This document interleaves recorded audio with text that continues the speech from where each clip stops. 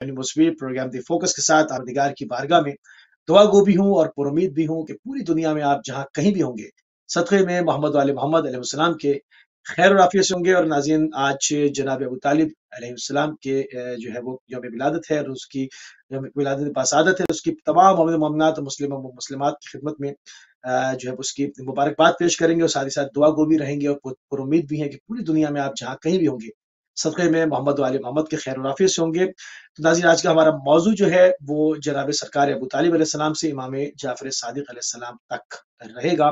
और इसके ऊपर हमारे साथ बात करने के लिए हमारे साथ दो मेहमान गिरामी इस वक्त मौजूद हैं। हमारे साथ मौजूद हैं इंजीनियर जनाब सैयद अतहर रिजवी साहब लंदन से, और हमारे साथ नजफ अशरफ इराक से मौजूद हैं मौलाना सैयद हमाद हैदर जैदी साहब। अपने दोनों मेहमान गिरामी की खिदमत में सलाम अर्ज़ करते हैं और प्रोग्राम में खुशामदीद कहते हैं।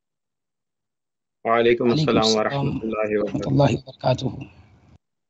जज़ाकल्लाह।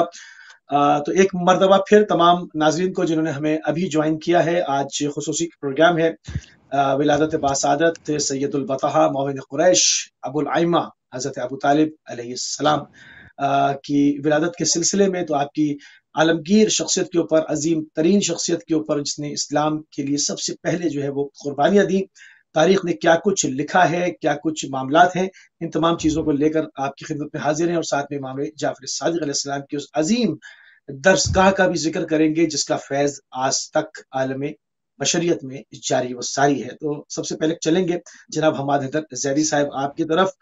शख्सियत जनाब अबू तालिब अलैहिस्सलाम पर रोशनी डालें, इससे हम अपनी गुफ्तगू का आगाज़ करेंगे। औज़ु बिल्लाहि मिनश शैतानिर रजीम, बिस्मिल्लाहिर रहमानिर रहीम। सबसे पहले तो आपको जो है वो इस दिन की जो है वो मुबारकबाद पेश करते हैं, और साथ ही ये कि जिस शख्सियत की का जिक्र और करने के लिए हम यहाँ जमा हुए हैं, तारीख़ के अंदर बहुत सी शख्सियात गुज़रती हैं, बहुत से लोग आते हैं, और लेकिन याद उन्हें रखा जाता है जो अपने अज़्म में और जो अपने अक़ीदे पर, या ये कहिए जो अपने एम्स में जो है वो फोकस करते हैं और कामयाब होते हैं और मेहनत करते हैं। और अगर वो एक तो ये आम इंसान की, उमूमी तौर पर इंसानों की बात हो गई, लेकिन अगर कुछ शख्सियात ऐसी हों कि जो बाज़ाहिर तो इंसानी हों लेकिन उनका राब्ता उलूही हो, परवरदिगार आलम की ज़ात से जुड़ा हुआ हो, उनका मकसद इलाही हो और उनकी नीयत भी उलूही हो, तो यकीनन वो जो है वो सरमदियत पाती हैं इस जहान फ़ानी के अंदर। जिस शख्सियत की आपने जो है वो शख्सियत के बारे में आपने मुझसे सवाल फरमाया, जिनका लक़ब अरब व अजम के अंदर जो है वो रईसुल बथा, सरदार मक्का, सरदार कुरैश के नाम से जाना पहचाना जाता है। और ये बात यानी ये हम नहीं, ये तो गैर भी तस्लीम करते हैं इस चीज़ को कि जितनी जो है वो नुसरत और जितना ज़्यादा डिफेंस जो रसूल ख़त्मी मरतबत को तरोीज इस्लाम और तबलीग अहकाम इलाही के लिए जनाब अबू तालिब अलैहिस्सलाम की ज़ात मुक़द्दस से हासिल हुआ, वो किसी भी रिश्तेदार, किसी भी जो है वो मुसलमान से हासिल नहीं हुआ। आप जनाब रसूल ख़त्मी मरतबत से 35 साल जो है वो बड़े थे उम्र में और चचा थे, और जनाब आमुल फ़ील के वाक़े के 35 साल बाद जनाब अबू तालिब अलैहिस्सलाम की विलादत मुबारक हुई। और इनकी शख्सियत के लिए यही काफ़ी है कि इमाम नसब जो है वो इमाम अली अलैहिस्सलाम से चला, तमाम यानी सिलसिला इमामत की जो कड़ी है वो अली इब्न अबी तालिब से जुड़ती है। अब जनाब अली अमीरुल मोमिनीन अलैहिस्सलाम को अबुल आइम्मा कहा जाता है, और ख़ुद जनाब अबू तालिब अबुल आइम्मा के वालिद हैं। आप फ़तह मक्का देखें, उस वक्त भी जब जनाब अली अलैहिस्सलाम ने दोष रसालत पर चढ़ के जब बुत तोड़े और उसके बाद जो है वो अपने बाबा को याद फरमाया। जनाब अबू तालिब अलैहिस्सलाम की ज़िंदगी में अगर आइए और इब्तिदान रसूल खुदा, क्योंकि जनाब अबू तालिब और रसूल खुदा की ज़िंदगी कोई अलग ज़िंदगी नहीं है, जहाँ से रसूल खुदा है वहाँ से अबू तालिब है, और जहाँ से अबू तालिब है वहीं से रसूल खुदा है। अब आप ये कहेंगे कि बिला ये आपने कैसे कह दिया, अभी थोड़ी देर पहले ही तो आपने फरमाया कि जनाब अबू तालिब 35 साल जो है वो कब जो है वो तवल्लिद हुए हैं, लेकिन हमने नहीं, मौरखीन ने लिखा जो अहकाम कुरानी या ये कहिए कि नुसूस इलाही रसूल ख़त्मी मरतबत ने 35 साल बाद आकर इस अरब और अजम में नाफिज किए थे, वही 35 साल कबल अबू तालिब अपनी ज़िंदगी में नाफिज कर चुके थे। ये آپ کہیں گے قبلہ بڑا دعویٰ کر دیا، لیکن یہ اس پر جو ہے وہ شاہد ہیں تواریخ، اور تواریخ میں یہ مرقوم ہے کہ جناب ابو طالب نے زمانے جاہلیت میں ہی اپنے اوپر شراب کو حرام کیا ہوا تھا. سب پیتے تھے لیکن یہ نہیں پیتے تھے. یہ تاریخ الخلفاء، یہ سب تاریخ کی حقیقتیں جو مورخین جو ہے وہ سب کر کے گئے ہیں. آپ بنیاد اسلام دیکھ لیں، جب اسلام کا بیج بویا گیا جو ہے وہ مکہ کے اندر، اور اس بنیاد میں کتنا بڑا سہارا ہے جناب ابو طالب علیہ السلام کی ذات گرامی کا.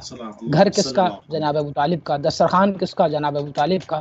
یعنی ایک ایک چیز جو ہے وہ جناب ابو طالب علیہ السلام کے کی مدد اور نصرت کے ذریعے سے جو ہے وہ پروان چڑھی. اگر یہ کہوں تو یہ کہنا جو ہے وہ غلط نہ ہوگا کہ اسلام کی بنا کے اندر جتنا حصہ رسالت مآب کا ہے، اتنا ہی حصہ جو ہے ابو طالب علیہ السلام کا ہے. سبحان اللہ، سبحان اللہ، سبحان اللہ. بہت ہی خوبصورت طریقے سے ناظرین، بہت خوبصورت گفتگو ہوئی، ماشاء اللہ. جاری رکھیں، جاری رکھیں، بسم اللہ. جتنا یعنی میں نے جو جملہ آپ کے سامنے محترم ناظرین کے لیے عرض کیا کہ جتنا حصہ جناب رسالت مآب کا ہے اتنا ہی جناب ابو طالب علیہ السلام کا ہے.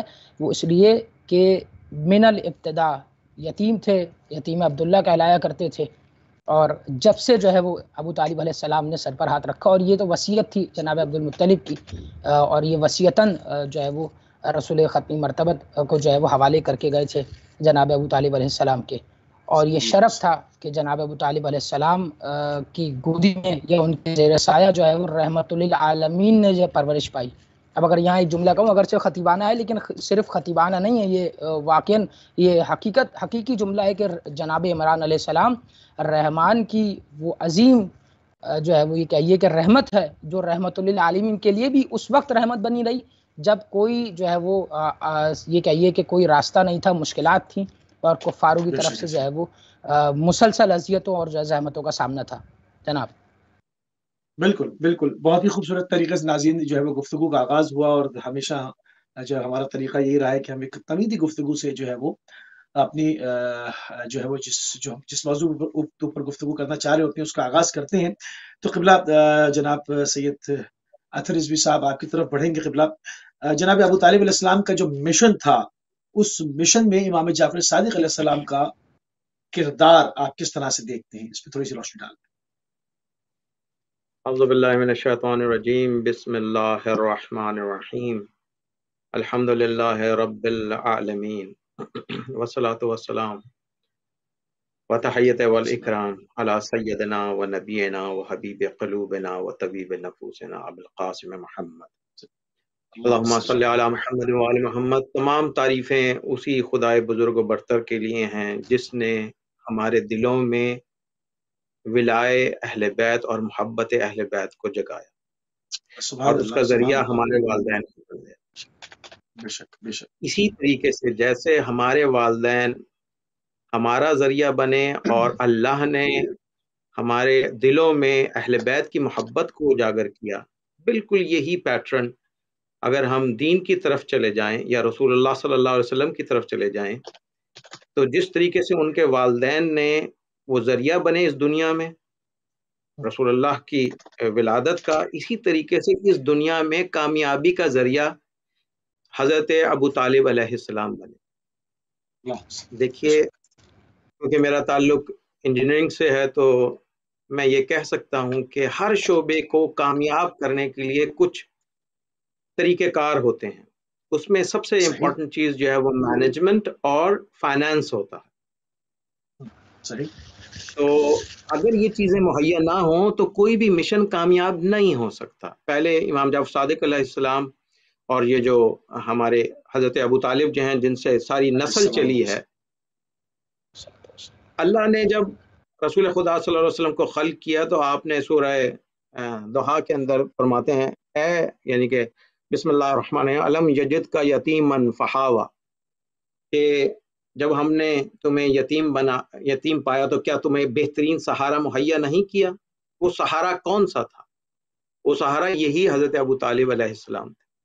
اور پھر اس حضرت ابو طالب کے بعد جو ان کی نسل چلی ہے، اس تمام نسل نے جو دین کی خدمت کی ہے، اس خدمت کے نتیجے میں آج ہمارے پاس یہ دین موجود ہے، جسے رسول اللہ صلی اللہ علیہ وسلم نے کہا کہ 73 فرقے ہوں گے میری امت میں، ایک فرقہ جنت میں جائے گا، تو فرقہ وہی ہوگا جس کا تعلق فقہ محمدی سے ہوگا. سبحان اللہ سبحان جس اللہ. محمدی کی فقہ کو جس نے پروان چڑھایا ہوگا، اس کی مودت اور محبت اس کے دل میں موجود ہوگی. اب اگر ہمارے پاس یہ چیزیں نہیں ہوں گی تو یہ مشن کامیاب نہیں ہو سکتا. اور اس مشن کی کامیابی کا نتیجہ آپ یہ دیکھ سکتے ہیں کہ آج بھی فقہ محمدی موجود ہے، اور اس کا صحرا جو ہے وہ حضرت امام جعفر صادق علیہ السلام کے سر جاتا ہے. اس کی وجہ یہ ہے کہ ہم مسلک شیعہ سے تعلق رکھتے ہیں، لیکن ہماری جو فقہ کہلاتی ہے وہ جعفری کہلاتی ہے. اور جبکہ آپ اگر دیکھیں تو جس نے اس مذہب میں اور فقہ میں جس نے کردار ادا کیا ہے، ان کے نام کی فقہ نہیں چلی. جیسے حضرت علی علیہ السلام علیہ کے بارے میں آپ کو کتنی احادیث ملتی ہیں، وہ احادیث اتنی زیادہ ہیں کہ جو محبت نہیں کرنے والے ان کے دلوں کے اوپر زخم لگاتی ہیں. تو جس میں ایک ہمارا بیسک، تمام مسلمانوں کا ایک بیسک جو ہے وہ عقیدہ ہے کہ اللہ، رسول اور کتاب قرآن. اب قرآن جو ہے اس میں ہر طرح کا خشک تر کا علم موجود تک کے لیے، اور اس قرآن کے بارے میں رسول خدا حضرت علی سے کے سلسلے میں فرماتے ہیں القرآن و مع علی، علی و مع القرآن، قرآن علی کے ساتھ ہے اور علی قرآن کے ساتھ ہے.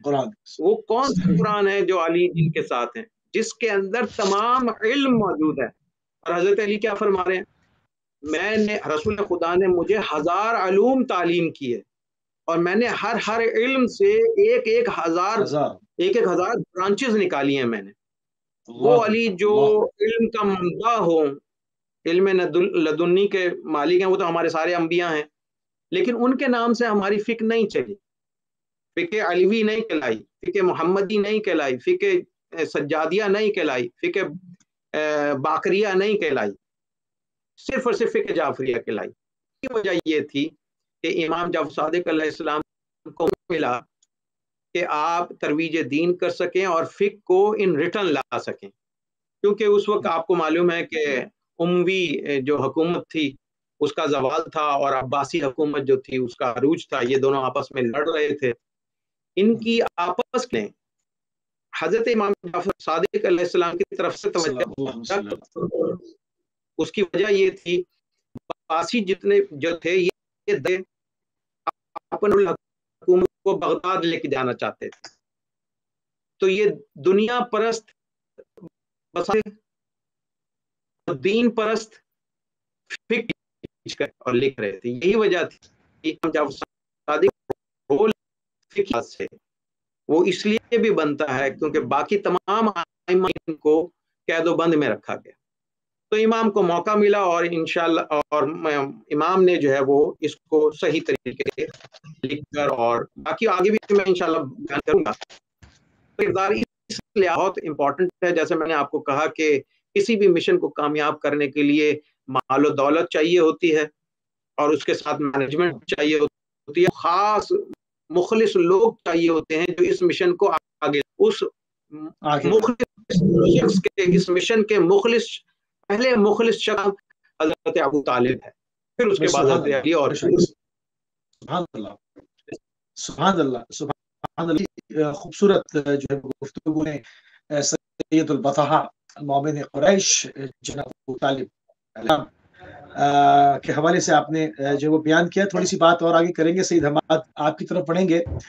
قبلہ قرآن میں ایسی کون سی آیات ہیں، قرآن کے اندر میں بات کر رہا ہوں کیونکہ احادیث تو اور زندگانی رسول اللہ کی اور زندگانی جناب ابو طالب علیہ السلام کی اور ان کے احسانات تو کسی سے ڈھکے چھپے نہیں ہیں، مگر پھر بھی آنکھیں بند کر لی جاتی ہیں. مگر قرآن کی آیات کا انکار ممکن نہیں ہو پائے گا. تو میں اسی لیے آپ کی محضر میں سوال رکھ رہا ہوں کہ قرآن میں کون سی ایسی آیات موجود ہے جس سے ایمان حضرت ابو طالب علیہ السلام کے اوپر استدلال قائم کیا جا سکتا ہے؟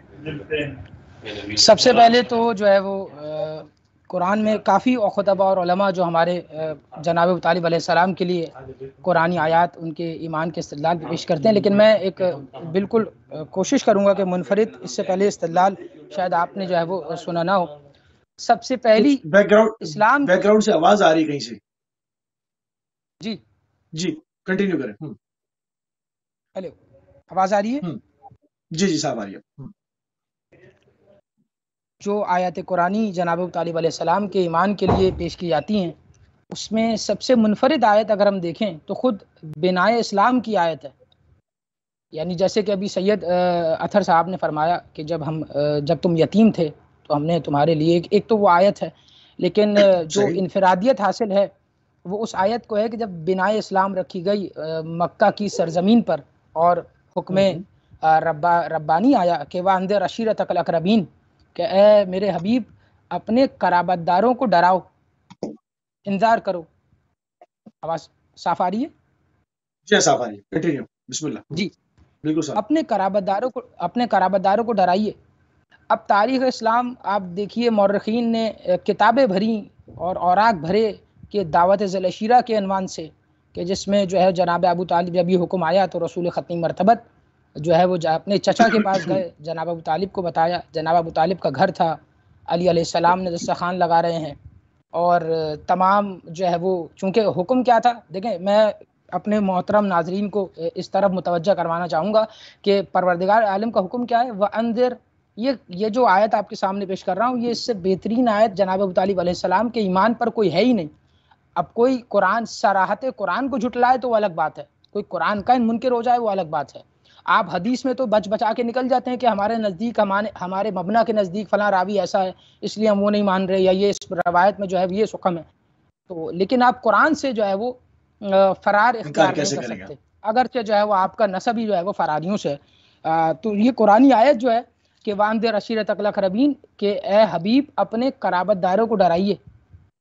یعنی ڈرانا کس کو ہے حبیب نے؟ ذرا سا میں توجہ چاہوں گا کہ اپنے قرابت داروں کو. اور جب دعوت ذی العشیرہ رکھی گئی تو جناب ابو طالب کا گھر ہے، جناب علی علیہ السلام مشاورت جو ہے وہ فرما رہے ہیں اور جو ہے وہ ساتھ میں اہتمام کر رہے ہیں اس دعوت کا. پورے جو ہے وہ یہ کہیے کہ اپنے رشتہ داروں کو، عزیز و اقربا کو بلایا، اور بلانے کے بعد وہ میں تفصیل پڑھنا نہیں چاہتا، وہ سب کے ذہنوں میں آپ کے اذہان عالیہ میں ہے. لیکن اس دعوت کے بعد میرا سوال ہے، کسی مورخ نے لکھا ہو، کسی کتاب میں یہ جو ہے وہ ایک سطر بھی کسی نے رقم کی ہو کہ جناب رسول ختمی مرتبت نے جناب ابو طالب کو کہا ہو کہ کلمہ پڑھیے؟ نہیں ملتا. یا جناب علی امیر المومنین علی بن ابی طالب کو کہا ہو کلمہ پڑھیے؟ نکاح پڑھوا رہے ہیں اپنا. بالکل. سید الانبیاء مطلب مجھے تو حیرت ان لوگوں پر ہوتی ہے جو جناب ابو طالب علیہ السلام کے ایمان کے اوپر شک کرتے ہیں. ان کو شاید یہ نہیں معلوم کہ رسول اللہ کا نکاح کس نے پڑھا تھا. مطلب وہ آخر کہنے کے چاہتے ہیں. یہی جملہ جو آپ نے جملہ فرمایا، کہ جو میں اسی جملے کو مزید آگے بڑھاؤں کہ آپ نے فرمایا کہ جو جناب ابو طالب کے اسلام یا ایمان پہ شک کرتے ہیں، جو میں یہ کہوں گا اسی کے ساتھ کہ جو جناب ابو طالب کے ایمان یا اسلام پہ شک کرے، وہ جناب ابو طالب کے اسلام پہ شک نہیں کرتا، وہ اللہ کے اسلام پہ شک کرتا ہے. بالکل. اصل میں ساری جو بات ہے وہ مولا امیر المومنین سے بغض کے اوپر ہے، جو امام حسین السلام نے روز عاشورہ اس کو برملا بھی کیا. اور ایک شعر پڑھ کے اور دوبارہ میں آپ کی طرف آؤں گا کہ بڑا خوبصورت شعر ہے کہ دشمنی حیدر کرار کی روکے نہ رکی، دشمنی حیدر کرار کی روکے نہ رکی، یہ بدر کی آگ تھی جو کربو بلا تلک پہنچی. اس میں شاعر نے سب کچھ کہہ دیا. اب سید حماد آپ کے ہاتھ میں ہے، آگے بڑھائیے بات. جناب علی، میں جو ذکر کر رہا تھا کہ متوجہ کرنا چاہ رہا تھا کہ حکم کیا تھا، اپنے قرابت داروں کو ڈرائیے. اب آپ بتائیے، سب نے لکھا کہ سب کم از کم چچا تو مانتے ہیں جناب ابو طالب کو یا نہیں مانتے؟ پورے کے پورے جتنے مسلمان ہیں جنہوں نے اپنی زبان سے لا الہ الا اللہ پڑھا ہے، جو بھی کلمہ رسول کا کلمہ پڑھتے ہیں، رسول کی رسالت کی گواہی دیتے ہیں، وہ اس بات کا ایقان اور ایمان رکھتے ہیں کم از کم چچا تو تھے. چلو سامنے والا کم از کم اتنا مانتا ہے کہ رشتہ داری تھی، تو کم از کم جب چچا مانتا ہے، اور چچا کوئی دور کا رشتہ دار نہیں ہوتا، چچا کوئی جو ہے وہ دور کا رشتہ دار نہیں ہے، جب قریبی رشتہ دار تھے. اور آیت کے اندر حکم سری نازل ہو رہا ہے کہ وانذر عشیرتک الاقربین، کہ آپ اپنے قریبی رشتہ داروں کو ڈرائیے. تو اب بتائیے، یا تو دو صورتیں ہیں. میں یہاں پہ یہ نہیں، یہ جناب ابو طالب کے ایمان پہ نقص نہیں ہوگا، یہ رسول خدا کی رسالت بھی جو ہے وہ شبہ میں پڑ جائے گی خود ہی اس آیت کے ذریعے سے. اب یا تو دو صورتیں ہیں، یا تو رب اگر اس آیت کے اندر، اس آیت کے حکم کے اندر اگر جناب ابو طالب بھی شامل تھے، تو یا تو رسول خدا نے نہ ڈرا کر یعنی پیغام الہی نہ پہنچا کر قولوا لا الہ الا اللہ جو دعوت ذیل شرع میں فرمایا تھا کہ کہو لا الہ الا اللہ تاکہ نجات پا جاؤ، تو یا یہ اگر جناب ابو طالب کو نہیں کہا، یا تو آپ کے رسول نے، مسلمانوں کے رسول نے جو ہے خلاف ورزی کی ہے قرآن کی، نعوذ باللہ من ذالک، استغفر اللہ، یا تو آپ یہ مانیے، تو دوسری صورت بچتی ہے کہ ابو طالب جو ہے وہ اس دائرہ حکم انذار کے اندر نہیں، اور جب نہیں تھے تو ہم یہی کہتے ہیں کہ یہ مت پوچھو ابو طالب نے جو ہے وہ کلمہ کب پڑھا ہے، ابو طالب نے کلمہ پڑھوایا ہے، پہلا جب کلمہ پڑھوایا تو اس کا اہتمام ابو طالب کے گھر میں ہوا ہے، کلمہ اسے پڑھایا جاتا ہے جو کلمہ پڑھا ہوا نہ ہو، جو کافر ہو۔ نہیں تو یہ معلوم ہونا چاہیے نا کہ دین ابراہیم موجود تھا، مکمل کفر غالب، جب ہم کہتے ہیں کہ یہ آپ کا جو نور ہے یہ صلبوں سے اور پاک رحموں سے منتقل ہوتا ہوا آ گیا، تو اس میں پاک صلب و پاک رحمیں کون سی تھیں؟ وہ دین ابراہیم پر موجود ان اشخاص کی تھی جو جناب ابراہیم کی شریعت پہ عمل کر رہے تھے، تو جو شراب سے، جوے سے، زنا سے، تمام خباثتوں سے دور تھے۔ تو اب جو لوگ اس میں شامل ہیں، جب اپنے اوپر سے میل نہ چھوٹ سکے تو دوسرے پہ ڈال دو، تو یہ جو عموی سیاست ہے اس سے مسلمانوں کو ہوشیار رہنا چاہیے۔ میں تھوڑا سا یہاں پہ اگر اجازت دیں تو میں ایڈ کرنا چاہوں گا۔ جی جی جی جی جی جیسے کہ میں نے سورہ ضحیٰ کی جو آیت تعلیم یعنی کہ پڑھی تھی، اللہ اس سے پہلے والی یہ 6ٹھی آیت تھی، اور اس سے 5ویں آیت میں اللہ فرماتا ہے کہ وَلَا سَوْفَ يُؤْتِكَ رَبُّكَ فَتَرْضَىٰ، یعنی کہ ان قریب تمہارا رب تمہیں اتنا دے گا کہ تم خوش ہو جاؤ گے، تم خوش ہو جاؤ گے۔ کیا ہم نے تم کو حالت یتیمی میں بہترین سہارا نہیں دیا؟ اب اگر کوئی شخص ایمان ابو طالب کو شک کرے تو وہ شک ایمان ابو طالب پہ نہیں کر رہا، اللہ کے اوپر جو ہے وہ تہمت لگا رہا ہے۔ اللہ نے ایسا سہارا ڈھونڈا جو بہترین، اللہ کہتا ہے بہترین سہارا تمہیں دے گا۔ اب یہ بہترین اگر آپ اپنی لائف میں دیکھیں تو بہترین کا لفظ کہاں استعمال ہوتا ہے؟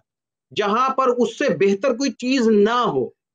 تو کیا بت پرستوں سے کوئی بہتر شخص موجود نہ تھا اس وقت کہ آپ جو ہے وہ سہارا بنا لیتے؟ دین ابراہیمی موجود تھا اس وقت۔ اگر دین ابراہیمی موجود تھا تو بت پرستی سے تو بہتر تھا نا وہ دین۔ تو اگر وہ دین بہتر تھا تو کیا اس میں کوئی شخص نہ مل سکا آپ کو کہ وہ اللہ استعمال کرے بہترین سہارا دے گا؟ تو کیا اللہ کے اوپر آپ قدغن لگائیں گے کہ اللہ کو یہی نہیں معلوم کہ بہترین سہارا کیا ہوتا ہے؟ اب اگر اس کو بہترین سہارا اللہ قرار دے رہا ہے، اس کا مطلب ہے کہ اللہ کی وحدانیت اور اللہ کا جو قانون فطرت اور اللہ کا جو مذہب ہے اس کے اندر یہ بہترین شخص تھا جس کو سہارا بنایا گیا۔ تو آج کا دیکھیں امام صادق علیہ السلام، میں میرا خیال آپ کا آگے کا ٹائم لے رہا ہوں، لیکن یہ ایک لفظ کہہ کے پھر میں آگے نکلتا ہوں، آپ کو ٹائم دیتا ہوں کہ امام جعفر صادق علیہ السلام کی یونیورسٹی جب آپ کہیں گے تو امام اس میں بتاؤں گا نے کہا کہ امام نے کہا کہ یا امام جب آپ لوگوں کو درس دینا شروع کریں تو انہیں پہلے کلمہ پڑھائیں پھر درس دیں۔ امام نے کہا نہیں، ہم ان کو جب علم دیں گے تو یہ خود قریب آ جائیں گے۔ اہل بیت کے لیے علم کا ہونا ضروری ہے، لہذا جاہل کو ولایہ علی اور حضرت اور ان کے والد حضرت ابو طالب میں نہیں آ سکتے۔ ہمارے کیا کوڑے مار کر مسلمان کرنے کا طریقہ ہی نہیں ہے، تو کہیں اور سے آیا، اسی لیے آج بھگت رہے ہیں۔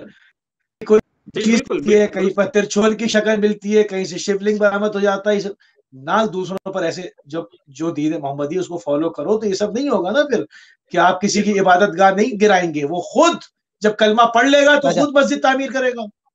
اب آپ ہنٹر لے کے گھوم رہے ہیں گے، بڑے اس فخر سے کہہ رہے ہیں کہ جو افریقہ تک دین پھیلا دیا، تو اسپین میں آپ کا جو اشر ہوا ہے وہ سب کے سامنے ہے۔ بہرحال سعید احمد کنٹینیو کریں۔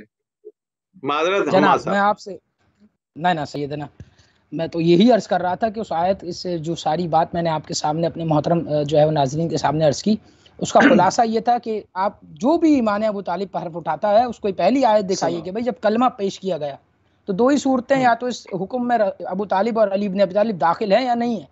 اگر ہیں تو رسول خدا اس کے جو ہے وہ خلاف ورزی قرآن کی کرتے ہوئے نظر آتے ہیں، نعوذ باللہ استغفر اللہ، جو کہ ایک کم از کم مسلمان کا عقیدہ نہیں ہونا چاہیے۔ اور دوسری صورت یہ ہے کہ داخل نہیں ہے، اور داخل نہیں ہے تو اس کا مطلب صریح ہے کہ وہ جو ہے وہ پہلے سے مسلمان تھے، ان کے اسلام پہ بات ہی کیا کہ جس کے گھر سے اسلام جو مسلمانوں کو جو ہے وہ رسول پال کر دے۔ اور اس سے ایک اور لطیف نقطہ یہ کہ جب میں بالکل تفاصیل میں نہیں جا رہا، لیکن بس مختصراً اور بڑی تیزی کے ساتھ جو ہے وہ اس نکات کی طرف اشارہ کر رہا ہوں جو جناب ابو طالب علیہ السلام کے ایمان پر ایک مستقل دلیل ہے، کہ جب آپ کے سامنے آپ نے دیکھا جناب ابو لہب جو ملعون تھا، اس نے جو ہے وہ اٹھ کر دعوت ذی العشیرہ کو خراب کرنا چاہا 3 دن تک، وہ جو پورا واقعہ آپ کے ذہنوں میں ہے کہ اور تیسرے دن کیا ہوا کہ ابو طالب نے اسے پکڑ کے بٹھا دیا کہ بیٹھ جاؤ، اور پھر حکم دیا کہ اے بھتیجے کھڑے ہو اور اپنے کلام کو مکمل کرو۔ اور جب مکمل کیا رسول ختمی مرتبت نے اور یہ بھی فرمایا کہ جو میرا اس امر میں ساتھ دے گا، امر الہی میں صلی اللہ علیہ وآلہ وسلم، جو میرا اس امر الہی میں ساتھ دے گا وہ میرا خلیفہ ہوگا، میرا جانشین ہوگا، میرا وزیر ہوگا میرے بعد اور میری قوم کے لیے۔ تو کوئی نہ کھڑا ہوا، اور علی بن ابی طالب نے ہاتھ اٹھایا، بلند کیا، کم سنی میں تھے، لیکن اس وقت جب یہ مکالمہ ہوا ہے رسول خدا اور علی بن ابی طالب کے درمیان، دیکھیں بات نکل رہی ہے تو مجھے ایک جملہ کہنے دیجیے۔ ہم اسی لیے کہتے ہیں کہ لوگوں نے علی کو مولا غدیر میں دیکھا ہے، ہم نے اشیر میں ہی دیکھ لیا تھا۔ سبحان اللہ بھائی، سلامت رہیں۔ لوگوں نے غدیر میں مسلمانوں کو دکھایا گیا کہ یہ مولا ہے، جو بابصیرت تھے وہ اشیر میں ہی دیکھ چکے تھے۔ یعنی جس دن سے لا الہ الا اللہ ہے، جس دن سے محمد رسول اللہ ہے، اسی دن سے علی ولی اللہ ہے۔ بے شک بے شک بے شک، سبحان اللہ سبحان اللہ، دعوت ذی العشیرہ سے یہ اعلان ہو گیا۔ ہاں، جب یہ حلف لیا علی وہ تو لیٹ آنے والوں کے لیے اعلان تھا نا۔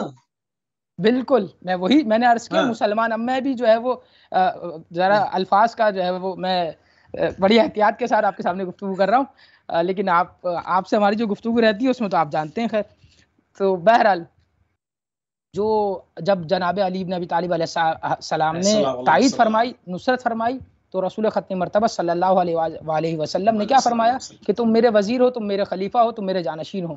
اور جب یہ محفل برخاست ہوئی ہے، میں یہی لانا چاہ رہا تھا اپنے محترم ناظرین کو، جب یہ محفل برخاست ہوئی تو کفار مکہ نے ایک جملہ کہا ہے اور وہ تاریخ میں رقم ہے، اور وہ تاریخ میں ابو طالب کے لیے سب سے بڑی دلیل ہے کہ وہ ایمان کی دلیل ہے، اور ہنس کر اور جو ہے وہ یہ کہیے استہزاء کے طور پہ کہنے لگے، اے ابو طالب مبارک ہو تمہیں، تم آج سے اپنے بیٹے کے مطیع ہو گئے ہو۔ اس کا مطلب کیا ہوا بھائی؟ رسول کا جانشین، یعنی پھر رسول کی جگہ آ جائیں گے۔ تو مبارک ہو ابو طالب، تم آج سے اپنے بیٹے کے مطیع ہو گئے ہو۔ اس کا مطلب یہ ہوا کہ کفار بھی جانتے تھے ابو طالب جو ہے مسلمان ہے، اور مسلمان کیا کہ اسلام کی بنیادوں میں ابو طالب شامل ہے۔ بے شک ایسی، بے شک ایسی، بے شک ایسی۔ سید اطہر آپ کی طرف پڑھوں گا قبلہ۔ امام جعفر صادق علیہ السلام کے جو ہے آپ نے مشن کے اوپر جناب ابو طالب علیہ السلام کی بات کی، تھوڑی سی بات کو آگے پڑھاتے ہوئے کہ امام کے شاگردوں کا بڑا جو ہے وہ بڑا نام پوری دنیا میں جو ہے وہ پھیلا، بڑے بڑے نام ہیں اس میں۔ تو میں چاہوں گا کہ وہ کون کون سے محققین اس میں سے معروف ہیں، اور امام کی جو ایک عظیم یونیورسٹی تھی جس میں جب آپ کلام فرمایا کرتے تھے تو مورخین لکھتے ہیں کہ ہزاروں قلم جو ہے وہ ایک ساتھ حرکت کیا کرتے تھے۔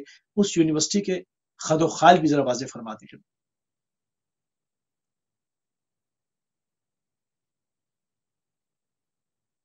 آواز نہیں آ رہی، آواز نہیں آ رہی۔ جی، جب امام جعفر صادق علیہ السلام کو موقع ملا تو جیسے میں نے آپ کو پہلے بتایا کہ یہ دونوں اموی اور عباسی لڑ رہے تھے، اس دونوں کیونکہ یہ جنگیں جو تھیں اب مسلمانوں میں آپس میں تھیں، خارجی نہیں تھیں جنگیں، یہ آپس میں لڑ رہے تھے۔ جو خارجی محاذ تھا وہ اوپن تھا۔ اچھا، وہ خارجی محاذ کیا کر رہا تھا؟ وہ تلوار سے نہیں لڑ رہا تھا۔ ان کے ہاں جیسے ہم کہتے ہیں کہ آج بھی مغربی ممالک سے جو ہے وہ جو ہے مختلف قسم کی جو فکر ہے وہ ایکسپورٹ کی جاتی ہے، تو وہاں پہ بھی اس وقت ایسا ہو رہا تھا۔ یعنی کہ جتنا بھی مصر ہے، یونان ہے، یہاں پر اسکالرز جو تھے وہ اپنی من پسند فکر جو ہے وہ عربستان کی طرف بھیج رہے تھے، اور مسلمانوں کے اندر ایک فرقہ یعنی کہ اور ایک انہیں ڈسٹریبیوٹ کرنے کے لیے ایک مختلف سوچ دے رہے تھے۔ اس سوچ کو ختم کرنے کے لیے، کیونکہ تلوار نہیں چاہیے، یہ سوچ تلواروں سے ختم نہیں ہوتی، واحد اس کا ذریعہ علم ہے جو آپ دے دیں لوگوں کو۔ تو امام نے مدینے کی مسجد کے دروازے کھول دیے، اور کھولنے کے بعد اعلان کیا کہ آج کے بعد جو شخص چاہے آ کر مجھ سے علم حاصل کرے، ریگارڈلیس آف رنگ اور نسل اور مذہب، جو چاہے آ کر یہاں پر آ کر تعلیم حاصل کرے. تو امام کے ایک صحابی نے کہا، جیسے میں نے پہلے عرض کیا تھا، کہ امام سے کہا کہ یا امام پہلے آپ انہیں کلمہ پڑھائیں اور پھر درس پڑھائیں. تو ہم نے کہا نہیں، علم دینا ضروری ہے. جب یہ علم حاصل کر لیں گے تو ہمارے قریب خود ہی آ جائیں گے. یہ امپورٹنٹ فیکٹر. اچھا یہاں پر جیسے پہلے میں نے بیان کیا، اب یہاں پہ ایک بات اور امپورٹنٹ بتاتا چلا جاؤں کہ کیا خوبصورت وہ یونیورسٹی تھی جس کے اندر کسی قسم کا مذہب والا، کسی قسم کی نسل والا آ کے بیٹھ سکتا تھا. آج بھی اسی اہل بیت کی یہ روش جاری ہے ہمارے امام بارگاہوں اور مجالس میں. دیکھیے کوئی بھی آ کے بیٹھ جائے، آ کے درس لے جائے، یہ وہی روش ہے، یہ وہی تعلق ہے جو آج تک کنٹینیو کیا جا رہا ہے. ہمارے ہاں مجالس میں کسی قسم کی کوئی قید نہیں ہوتی کہ کوئی شخص چاہے سنی ہو، شیعہ ہو، یا جو بھی فرقے سے تعلق رکھتا ہو وہ آ کے بیٹھ نہیں سکتا. علم حاصل کرنا ہے، کوئی بھی رنگ و نسل سے بالا تر ہو کے آپ آ کے بیٹھے. یہی امام نے کیا. ہم نے مدینے کے دروازے کھول دیے، یونیورسٹی شروع ہو گئی. وہاں پر پہلے 400 دروس پڑھایا کرتے تھے وہاں پر، اور جس میں تمام قسم کے درس شامل تھے. اچھا یہاں پہ خوبصورت بات میں آپ کو، جب امام ولادت 17 ربیع الاول تاریخوں میں ہے اور 82 بھی ہے، 80 اور 82 بھی ہے. تو آپ کی عمر یا تو 8 سال کی ہو یا 10 سال کی، whatever the age it was. تو اس وقت جب امام محمد علیہ السلام کے آپ درس میں بیٹھا کرتے تھے تو وہاں پر ایک تھی 500 سال پہلے کی تھیوری تھی. یہ باطل میوس جو تھا اس کی یہ تھیوری تھی. اس کی یہ تھیوری پیش کی کہ زمین کے گرد گرتا ہے اور اس کے مدار ہیں، ہر مدار میں یہ ایک مہینے رہتا ہے. یہ اس کی تھیوری تھی. اچھا اس تھیوری کو کوئی بھی نہیں کرتا تھا. اس تھیوری کو جب امام محمد علیہ السلام کے درس میں آپ بھی باقاعدہ دروس دیا، جب اس ایج میں جب ان کے درس میں ہیں تو تھیوری دیکھی تو آپ نے کہا یہ تھیوری غلط ہے. اگر یہ ہر مدار میں رہتا تو اس کو نظر آنا چاہیے، چھوڑنا نہیں چاہیے. تو آپ نے اپنی 8 سے 10 سال کی عمر میں یہ جو تھیوری کر دیا کہ یہ تھیوری ٹھیک، لیکن تھے اس وقت اس لیے اس بات کو اہمیت نہیں دی گئی. اہمیت. اور جب امام نے 400 دروس خود پڑھ کیے تو اس میں یہ چیزیں شامل. بات ہے یہاں پہ، تو آپ یہ کہہ لیجئے یہ جملہ مجلس والا ہے یا whatever you can say، لیکن حقیقت کے اوپر مبنی ہے. وہ یہ کہ آپ آج یونیورسٹی، کوئی بھی یونیورسٹی اٹھا لیجئے، اس کے اندر 20 to 25 یا 30 سبجیکٹس کے ساتھ زیادہ نہیں پڑھائے جاتے. اور جو امپورٹنٹ فیکٹر ہے وہ یہاں پہ یہ کہ ایک سبجیکٹ پڑھانے والا پروفیسر دوسرا سبجیکٹ نہیں پڑھاتا. یعنی کہ کیمسٹری والا فزکس نہیں پڑھائے گا، فزکس والا میتھ نہیں پڑھائے گا. کوئی جو اپنے علم میں وہ ماہر ہوتا ہے وہ وہی علم پڑھاتا ہے. یہ روش ہے، تمام جانتے ہیں اس چیز کو، اس کے اوپر بحث کی ضرورت نہیں ہے. لیکن دیکھیے یہ ہے معجزہ گھرانہ اہل بیت کا کہ کتنے مضامین ہیں، 400 مختلف مضامین، سبجیکٹ، اور پڑھانے والا ایک ٹیچر، صرف واحد ایک ٹیچر تھا پڑھانے والا، اور 400 سبجیکٹ پڑھایا کرتا تھا. اس کا مطلب ہے اسے کمانڈ تھی تو پڑھاتا تھا، ورنہ نہیں پڑھا سکتے تھے. آج کی روش دیکھے اور اس وقت کی دیکھے تو امام یہ ساری پڑھایا کرتے. تو آپ نے جو 400 دروس پڑھاتے تھے، آپ کا پہلا بیچ جو نکلا ہے، جیسے آپ نے جو سوال کیا تھا میں اس سوال پہ آتا ہوں کہ آپ کا جو پہلا بیچ نکلا تھا جی 4000 اسٹوڈنٹس تھے جو نکلے تھے پہلے بیچ میں. اور اس بیچ میں جو معروف ترین نام ہیں، نام تو بہت زیادہ ہیں لیکن کیونکہ ہم مسلمانوں کے اندر بہت سارے اب فرقے بن چکے ہیں، اس میں سے سب سے زیادہ جو ماننے والے فرقے کے ہیں وہ امام ابو حنیفہ کے. تو امام ابو حنیفہ امام جعفر صادق کے دروس میں بیٹھا کرتے تھے اور آپ باقاعدہ محبت کیا کرتے تھے ان سے. اور ایک اور بہت بڑا نام جسے بابائے کیمسٹری کہا جاتا ہے، ابو علی سینا، جابر بن حیان کو بابائے کیمسٹری یہ ہٹنی تھا جو پروفیسر تھا جس نے یہ لقب دیا تھا ان کو. وہ جابر بن حیان مولا کی جوتیاں صاف کیا کرتا تھا، وہ تو بابائے کیمسٹری بن گیا، اور جو اس کا استاد تھا وائے ہو ہم ان مسلمانوں پر کہ انہوں نے ان کو نہ سمجھا۔ یہ دو بڑے ایسے کردار تھے۔ اچھا یہاں پہ شمر سے حدیث لے لیں گے، امام صادق برداشت نہیں ہے، تو بس پھر یہی ہوگا۔ درست ہے، بالکل بات صحیح ہے، یعنی کہ پلین ٹروتھ ہے یہ۔ تو جب امام، دیکھیے ایک اور یہاں پہ ایک لطیف بات بتاتا چلا جاؤں آپ کو، امام ابو حنیفہ جو تھے، یہ منصور کا دور تھا جب یہ امام دروس دیا کرتے تھے، منصور کا دور تھا اس وقت، اور منصور جو تھا وہ مستحکم ہو چکا تھا۔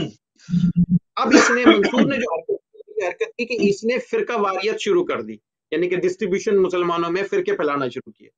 تو امام ابو حنیفہ کیونکہ ان کی امام سے پڑھا کرتے تھے، تو اس نے امام ابو حنیفہ کو چیف جسٹس کا عہدہ، ویسے بہت سارے عہدے کیے، میں آخری بتا رہا ہوں، چیف جسٹس کا عہدہ آفر کیا۔ تو امام ابو حنیفہ نے ایکسپٹ نہیں کیا، مجھے نہیں چاہیے، کیونکہ امام ابو حنیفہ جانتے تھے کہ اگر میں نے اس کا یہ عہدہ قبول کر لیا تو مجھے فتاوے اس کے مطابق دینے پڑیں گے، اور میں پڑھا ہوا کس کا ہوں؟ میں پڑھا ہوا ہوں امام کا، امام صادق کا پڑھا ہوا ہوں۔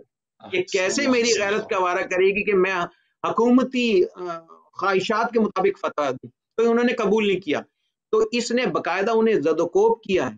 اچھا امام ابو حنیفہ، کیونکہ میں یہ قصدن کہنا چاہ رہا ہوں یہ بات، تاکہ ہمارے جو سنی بھائی ہیں ان کو بھی یہ پتہ چلے کہ امام ابو حنیفہ کو منصور نے زد و کوب کیا باقاعدہ طور پہ، اور امام ابو حنیفہ کے کافی شاگرد تھے، کچھ ایسے تھا، انہوں نے باقاعدہ کمیٹی بنائی تھی کے اوپر بحث کی اور کمپائل کر رہی تھی ان کے مسائل کو، تو اس نے نہیں قبول کیا۔ اس کے بعد جو بہترین شاگرد تھا ان کو بھی آفر کی، لیکن اس نے بھی ایکسپٹ نہیں کی۔ لیکن تھرڈ جو ان کے بعد بیسٹ تھا، میں نہیں آ رہا، تو اس کو جب منصور، تو اس نے یا تو پریشر کی وجہ سے اس نے کر لیا یہ منصور نے۔ جب فکر دیکھی ہے اور وہ مسائل دیکھے، انہوں نے کہا ہے یہ تو ہمارے ساتھ چل ہی نہیں سکتے، تو حنیفہ کی فکر کو تب کر کے ان کا نام لگا۔ آج آپ کو فکر مل رہی ہے امام ابو حنیفہ کی، وہ اوریجنل فکر نہیں ہے، وہ امام ابو حنیفہ کی مباحثے والی فکر نہیں ہے، یہ منصور کی بنائی۔ بہت بڑی بات کہہ رہے ہیں آپ، یہ بہت بڑی بات کہہ رہے ہیں، میں یہ برملا کہہ رہا ہوں، اور یہ تحقیق کے ساتھ ہے، یعنی کہ جتنے ہمارے سنی بھائی ہیں انہیں سمجھنا چاہیے امام ابو حنیفہ کا اگر بنا ہے، اگر اتنی عزت ہے، وہ 2 سال کی تعلیم ہے، 2 سال کی تعلیم جی، لیکن یہ میں ان سنی بھائیوں کے لیے کرنا چاہتا ہوں کہ یہ ابو حنیفہ کی فکر نہیں ہے چل رہے ہیں، خدارہ تحقیق کیجئے، تحقیق معلوم کہ آپ فقی کے کم سے کم اس کی اوریجنل فکر کو اگر آپ مان لیں گے تو آپ پھر حنفی نہیں بلکہ کافری ہو جائیں گے۔ بالکل صحیح، بالکل صحیح۔ سید احمد آپ کی طرف پڑھوں گا، روایات کثرت سے نہیں ملتی، یعنی کہ صدر اسلام کی باتیں کرتے ہیں لوگ، جو ہے تکفیری ہو گئے لوگ، بھی ہو گئے کہ جی 4 فرقے جو ہے یہ بعد میں آئے ہیں، 100 سال کے بعد آئی ہیں، ہم نہیں مانتے، ہم تو صدر اسلام کی بات مانتے ہیں۔ صدر اسلام سے بات مانتے ہیں تو آپ کو تو پھر جناب ابو طالب کی تمام باتیں ماننی چاہیے۔ آپ کے پاس تو جناب ابو طالب سے کوئی روایت نہیں ملتی، کیوں نکاح خوان رسالت مآب صلی اللہ علیہ وآلہ وسلم جناب ابو طالب علیہ السلام سے روایت لینا گوارا نہیں کرتے؟ وجہ کیا ہے؟ جو جیسا آپ نے عرض کیا کہ روایت جناب ابو طالب علیہ السلام سے سامنے والوں کے ہاں موجود نہیں پائی جاتی، تو اس کا سب سے بڑا تو سبب، ایک تو جواب یہی ہے، جو جناب ابو طالب سے اسلام نہیں مانتے وہ روایت کیا مانیں گے؟ روایت تو پھر جو ہے وہ عقل درجہ ہے، جو اسلام کے قائل نہیں ہے تو روایت کیا مانیں گے؟ اور وہی بات جو کچھ دیر پہلے اس ہمارے پروگرام میں جو ہے وہ موجودہ پروگرام میں ذکر ہوئی کہ سب کا سب اور سارا مسئلہ، ساری تقریب جو ہے وہ صرف ایک ہی بنیاد پر ہے، چونکہ جو ہے وہ جناب ابو طالب علیہ السلام علی ابن ابی طالب کے بابا ہیں۔ یہ علی دشمنی ہے کہ جس نے نہ علی کے بابا کے اسلام کو مانا، نہ علی کے بابا کے اقوال کو مانا۔ جبکہ خود یعنی عجیب بات یہ ہے کہ مسلمان تو جو ہے وہ جناب ابو طالب کے حوالے سے ان کے اسلام کو نہیں مان رہے یا ان سے روایات نہیں لے رہے، ان کے اقوال کو نہیں مان رہے، لیکن خود مسلمانوں کی تاریخ میں کئی مقام پر رسول ختمی مرتبت جو ہے وہ جو ہے مشاورت کرتے ہوئے نظر آتے ہیں تبلیغ اور تبلیغ اسلام اور احکام الہیہ کے لیے جو ہے وہ جناب ابو طالب جیسی شخصیت سے، یعنی یہ گراں قدر شخصیت تھی۔ ہاں ایسا کیا کہ جو ہے وہ لوگوں نے روایت لی ہیں لیکن جناب ابو طالب کے عدم ایمان پہ روایت لی ہیں، جس طرح کہ وہ بخاری کی روایت ہے کہ جو ہے جناب ابو طالب علیہ السلام نے کیا کہ آخری وقت میں رسول خدا آئے اور کہا کہ جو ہے وہ کلمہ پڑھو، اور کہا کہ نہیں میں کلمہ نہیں پڑھوں گا۔ بڑی عجیب مطلب پوچھنا سن کر پھر مطلب نکاح کو کہاں لے جائیں گے؟ نکاح کیوں پڑھوایا تھا؟ نکاح کہاں لے جائیں گے؟ جگہ مسلم یہ دیکھیں یہ بھی نکاح تو اپنی جگہ مطلب نکاح ایک عام آدمی کا تھوڑی، مطلب مجھے اگر معلوم ہو کوئی آدمی ایمان پہ نہیں ہے، میں اپنا نکاح نہ کراؤں نہ کہ رسالت باپ جناب بالکل مطلب عجیب بات ہے نا یہ تو سرحد ایسی امپورٹنٹ چیز یہ کہ صیغے بھی صحیح ہونے چاہیے اور تلفظ بھی صحیح ہونے چاہیے، ورنہ نکاح نہیں ہوگا۔ وہی نا، تو ایک ورنہ نکاح نہیں ہوگا۔ وہی تو مطلب جو ہم نازل سورہ ہم نازل ہونے سے پہلے ہم کے صیغے پڑھ رہا ہو شخص، آپ دیکھیں نا جناب اللہ اکبر، یعنی کہ سورہ ایسا اس جملے کو ذرا بدلیے، اس کو بدل کے یوں کہیے کہ سورہ ہم نازل ہونے سے پہلے نہیں، جو ابو طالب پڑھے وہ سورہ الحم بن جائے۔ خدا کو پسند ہے ابو طالب علیہ السلام کے جملے، جس شخصیت کے لبھائے مبارک سے جملے نکلے تو اللہ تعالیٰ نے اپنے قرآن کا حصہ بنا دیا اور ابتدائی کتاب کے اندر جو ہے وہ رقم کی ہے۔ سید کچھ فرما رہے تھے، معذرت چاہوں گا۔ بسم اللہ سیدنا اظہر صاحب کچھ کہہ رہے تھے؟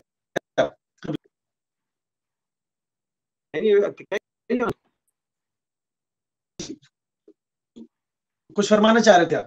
آخری 2 منٹ رہ گئے۔ آخری کتنے منٹ رہ گئے؟ 2 منٹ رہ گئے میرے پاس، آپ فرمانا چاہ رہے تھے؟ بسم اللہ۔